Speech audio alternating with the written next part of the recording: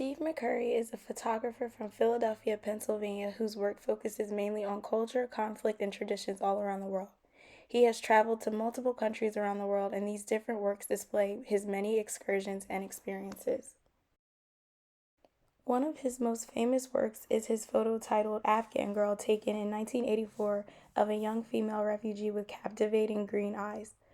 A lot of his work is ethically evaluative, including this one titled Ukraine 2023, where it aims to document her struggle with losing her home and spread awareness for people whose homes were destroyed due to the shelling in the country. This photo is a part of his series titled Monsoons, where he decided to capture some of the life and aftermath of a monsoon that took place in Australia in 1984. McCurry's work is presented in multiple museums around the world, and he has also done work as a part of National Geographic. He has received the Robert Capa Gold Medal and Centenary Medal for Achievement, which are notable awards in the photography world.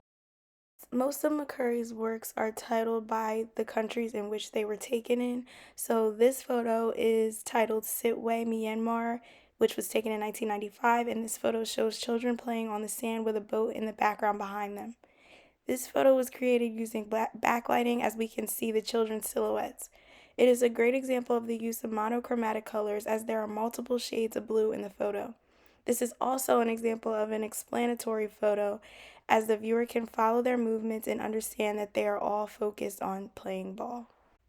This photo is titled Rajasthan, India, which was taken in 2008, and it is of a small, hardworking child in her village carrying a heavy piece of stone. This photo includes complementary colors, as the orange dress of the figure in the background complements the blue in the child's dress in the foreground and the pants of the figure to the far right in the background. Background control is used to put the focus on the child at the front of the photo. This would be considered an interpretive photo, as it is up to the viewer to determine the girl's role in the work. We don't know if she's carrying the stone for those behind her or if this is solely for her own task.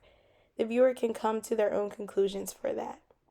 This image was titled and taken in Chiang Mai, Thailand in 2010, and it is a photo of a man walking alongside an elephant in a river with the same thing repeated in the background, as we can see two other elephants and one man in the background mirroring the positions of the elephant and man in the foreground.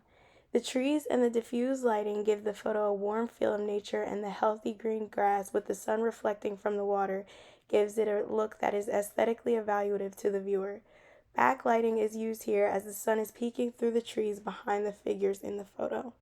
Last but not least is my favorite photo, because it seems so shallow but allows you to feel so many emotions, and this is titled East Germany, which was taken in 1989. The photo here shows a woman freshening the headstone of a loved one in a cemetery. Repetition is shown a bit in this photo, as the rows and columns of tombstones repeat. The pops of color in the scarf, text on the headstone, and flowers on the gravesite give it lots of contrast, while also keeping a gloomy look throughout for the viewer to get the same feelings as the woman in the photo, who is likely still grieving.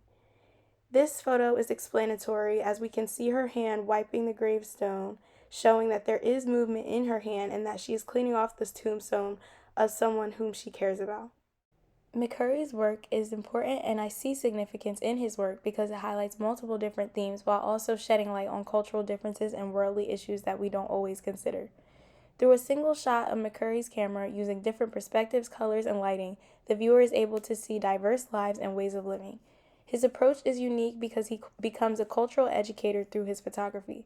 By strictly viewing the gaze and positioning of all of the unique, diverse figures in his photos, we can get lots of insight into different culture and their everyday realities. The world needs work like McCurry so that we can gain a sense of the hardships or experiences that others go through in the world.